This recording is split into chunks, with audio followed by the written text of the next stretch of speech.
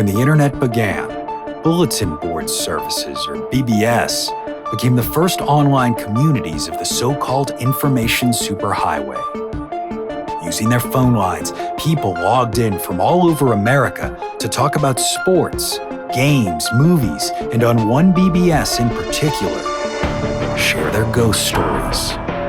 Over time, those communities all went dark, except for one lone server that continues to operate somewhere in an unknown part of Pennsylvania's Rust Belt. A relic of the 1990s, veiled in mystery, it is a digital archive of humanity's strangest encounters with the unknown, as told by the people who experienced them.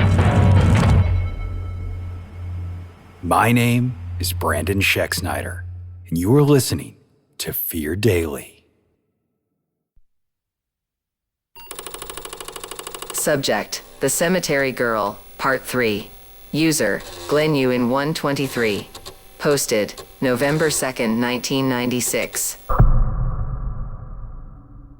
I should have known something was wrong the moment I stepped into those woods that night.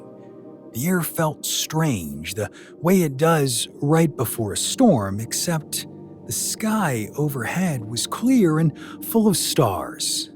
I kept replaying her voice in my head.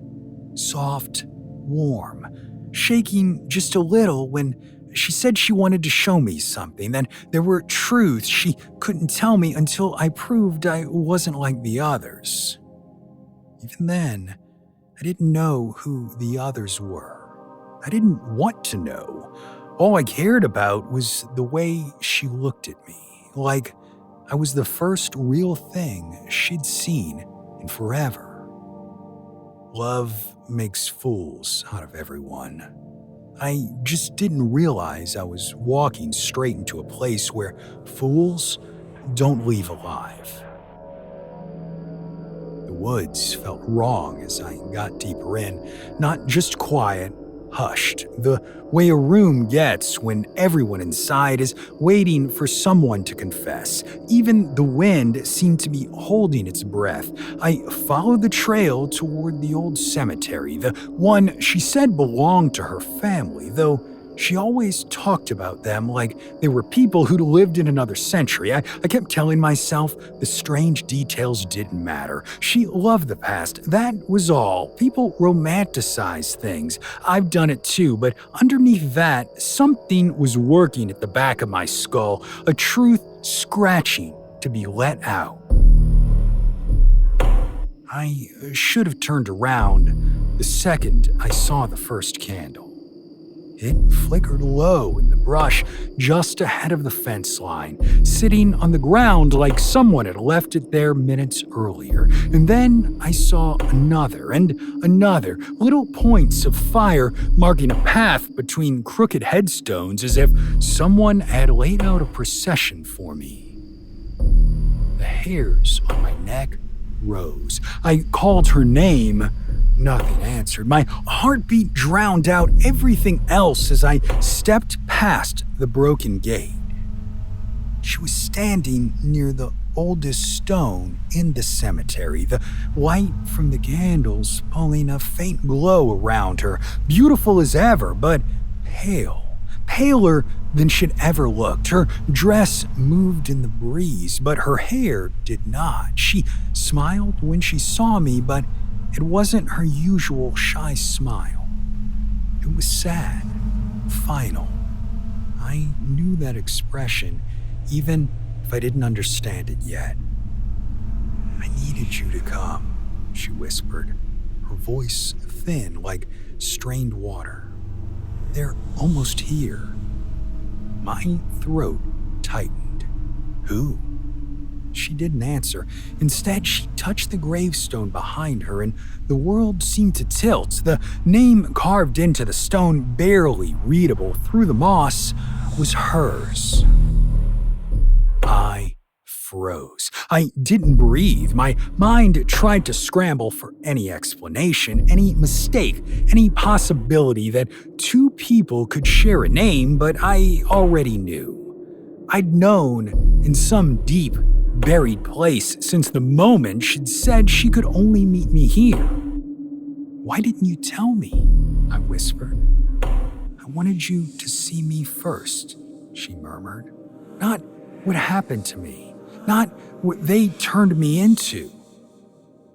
Before I could speak again, I heard movement in the trees, those soft footsteps, several pairs, the crunch of leaves held deliberately quiet. The same figures emerged from the darkness once again, wearing long coats and hooded shapes pulled low over their faces. They carried lanterns, the old metal kind that burned oil, and the flames inside flickered green like something wasn't right. There were at least 7 of them, circling the cemetery in deliberate steps. My stomach dropped as the truth clicked into place. These weren't modern people.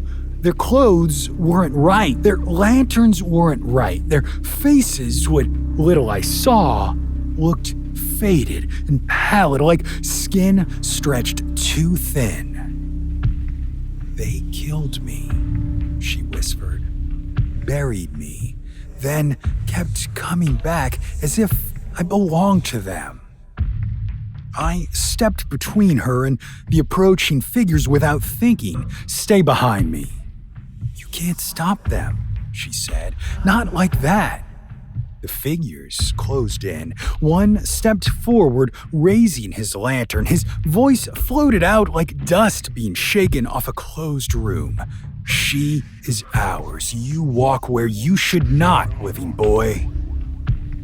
I grabbed a broken branch off the ground and held it like a bat. Stupid, I know, but fear doesn't obey logic. "Stay back." The nearest figure moved fast, faster than anything that should have been able to move with bones that stiff. I swung. The branch passed clear through him like it was made of smoke. The lantern light flickered and his shape split apart like fog, reforming inches from my face.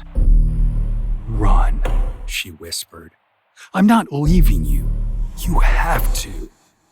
Another reached for me. Its hand was skeletal, but the fingers moved like wet roots, twisting toward my throat. She stepped between us, and when his hand touched her shoulder, the creature recoiled, its lantern guttering. "She still resists," it hissed, "but only for now." Candles around the cemetery began burning hotter, flames stretching upward in long, unnatural ribbons. The ground under my feet vibrated. I grabbed her hand. It was ice cold. "They bound me here," she gasped. "I can't leave unless someone breaks the tether."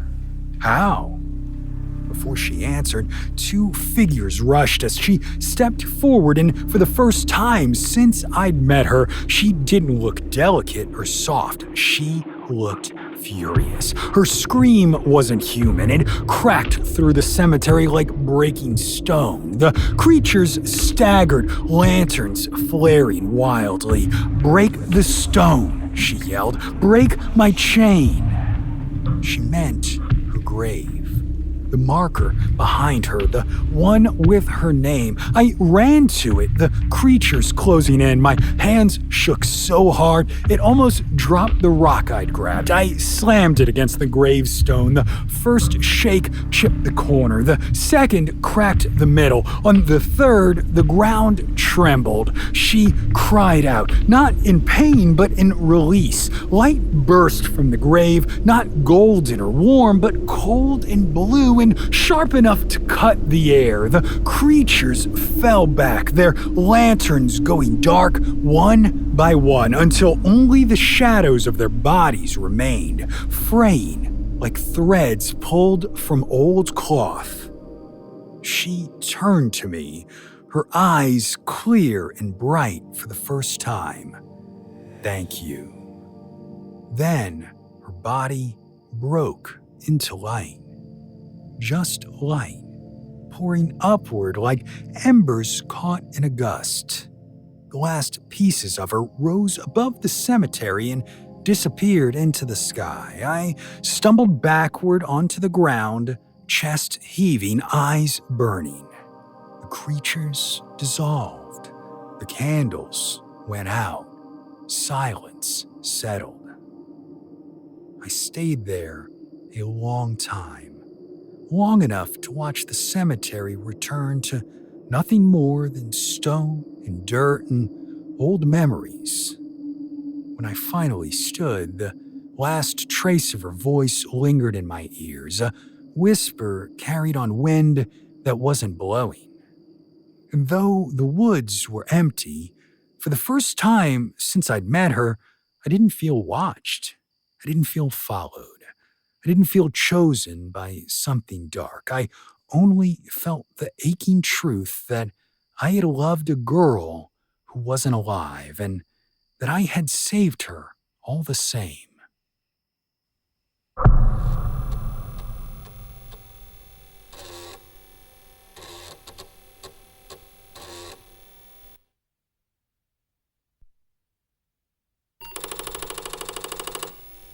Subject, the fair. User, beep beep 33. Posted, August 21st, 1999.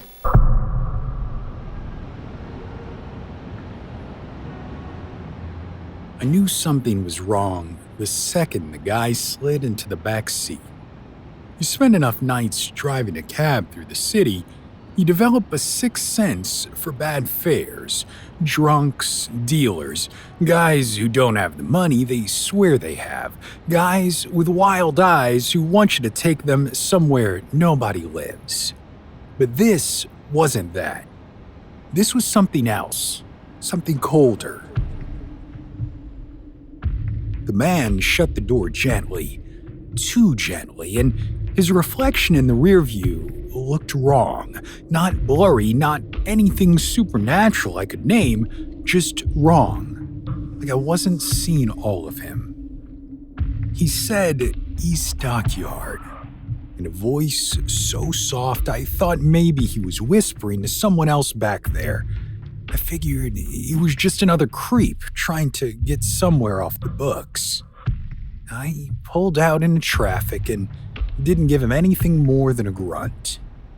Streetlights smeared across the windshield, neon pulsed in puddles on the asphalt, steam poured out of sewer grates in slow exhalations. Typical night, but the longer I drove, the more the air in the cab felt tight. Not hot, tight, like pressure dropping before a storm.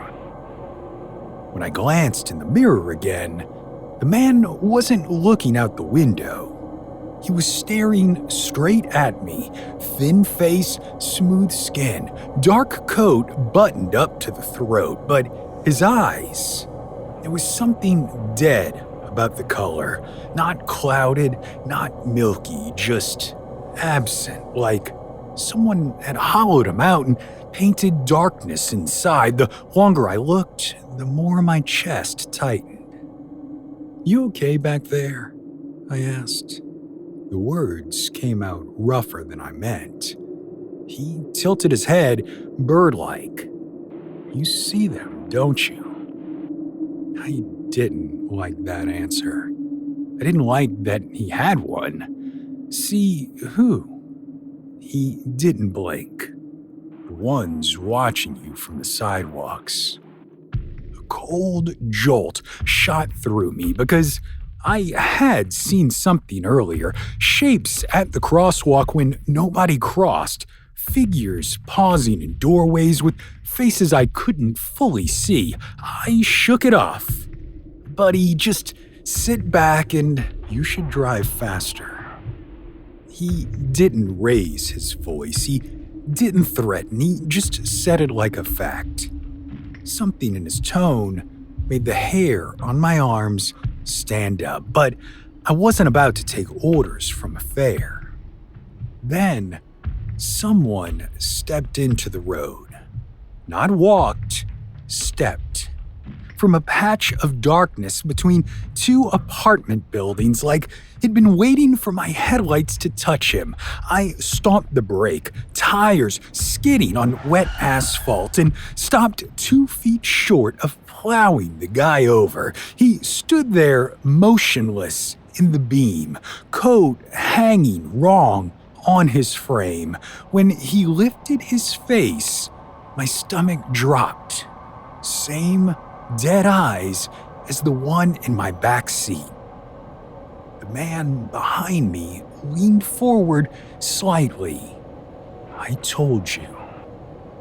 The figure in the street turned his head with stiff, jerking movements and fixed on the cab like an animal scenting something fresh. I threw the car into reverse and backed up fast, heart punching at my ribs. What the hell is happening? They can smell you, the man said calmly. They were following you long before I got in. They who? My voice cracked. I didn't care. He didn't answer. He just looked through the rear window, and I followed his gaze. 2 more figures appeared out from the alley behind me. One of them crouched, hands dragging along the pavement like he didn't quite understand how arms worked. The other opened his mouth far too wide. I slammed the accelerator. The cab lurched forward, and I swerved around the first figure still standing in the headlights. He didn't react, didn't flinch, but he pivoted, following us with that same stiff, unnatural motion. The man in my back seat didn't brace himself, didn't move when the cab shook. "They're hungry tonight," he murmured. "You should have listened sooner. I'm taking you to the police."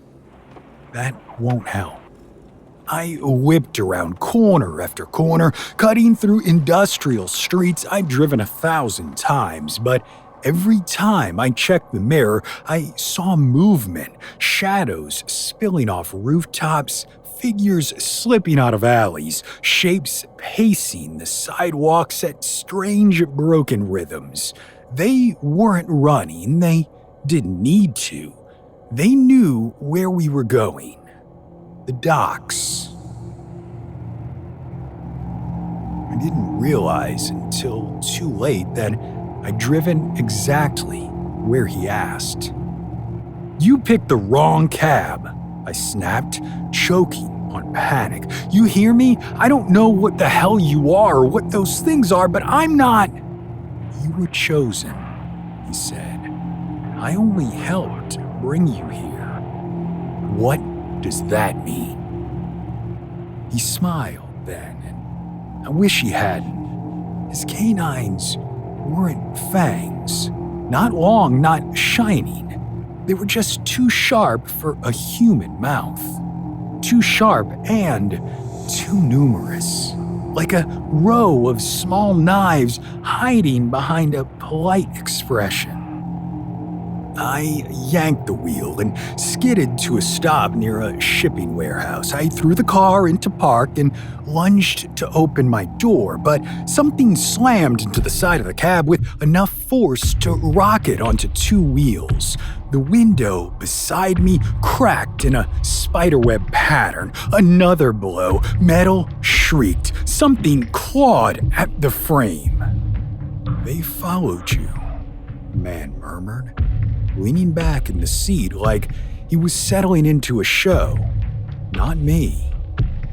I reached for the door handle again, but a pale hand slapped the glass, flat, deliberate. 5 long fingers spread wide. The face pressed against the window was stretched, teeth clacking against the glass, eyes bulging like a starving animal that had found something worth tearing apart. Its mouth moved, but no breath fogged the surface. "They can smell your pulse," the man whispered. "They can hear it." A second face appeared beside the first, jaw opening until the bottom half hung nearly loose. I gagged and stumbled across the seat, trying to get as far from them as possible. The man in the back didn't move. He just watched. "Let me out!" I shouted.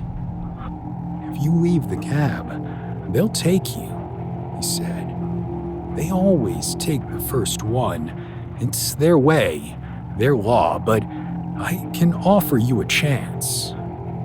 Another slam hit the roof. Dust rained down. The creatures' faces slid across the windows, following my movements like predators circling a cage. "What chance," I gasped, "to become what hunts you?" Between us, the air felt cold enough to crawl under my skin. My throat tightened. "You're insane." "No," he said. "I'm offering survival." The roof buckled inward as one of the creatures dropped onto it. I heard the crunch of bone, or something like bone, dragging across the metal. Another pale hand smashed against the rear window, and then one of them began peeling back the top of the door frame. Not prying, peeling, like the cab was an orange, and they were ready for the inside. I screamed and dove across the front seat, kicking the door open with my foot. The second I hit the pavement, I ran. Didn't look back, didn't think of anything except the echo of footsteps that didn't sound like feet at all. Wet, draggy movements that came too fast, too close, too many. Something slammed into the ground beside me. The pavement cracked. Another landed on the hood of the cab, twisting in a way no spine should twist. A third scuttled down the side of a warehouse like a spider. I kept running. A metal staircase rose ahead of me, and I scrambled up it, boots slipping on rust and rain. At the top was a catwalk that rattled under my weight. I looked down, heart clawing at my chest. They were gathering below. 5, maybe 6 pale shapes, moving in jerks and lunges, jaws opening and closing like they were tasting the air. And then one of them leapt. It hit the railing inches from my hand. I stumbled back, cursing, just as a light exploded behind me, bright white, like a flare going off. I shielded my eyes and turned. The man from the cab stood at the far end of the catwalk, no longer calm, no longer passive. His coat hung open and his eyes burned, not glowing, not shining, but alive in a way nothing human ever was. "They'll kill you," he said.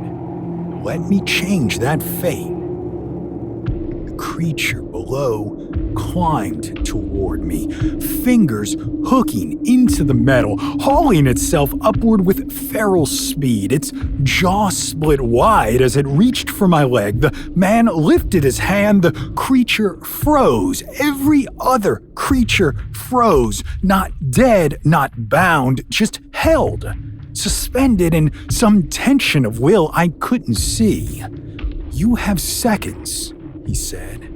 "Choose." I stared at the monsters, at the cab, at the man with the 2 sharp teeth, at the city behind him that suddenly felt like a stranger's skin, and then the tension snapped. The creatures lunged, and the story ends there. Not with an escape, not with a resolution, just teeth, darkness, and the sudden violent collapse of the night as the world filled with hunger.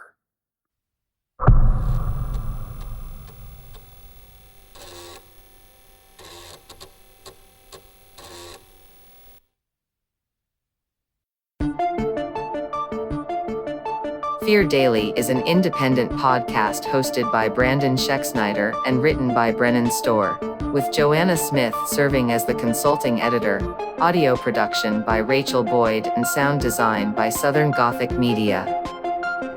This podcast is a work of fiction.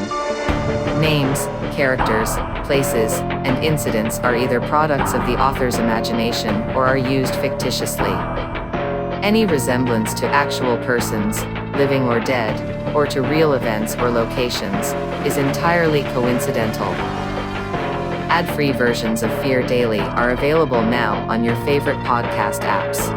For more information, visit feardaily.com.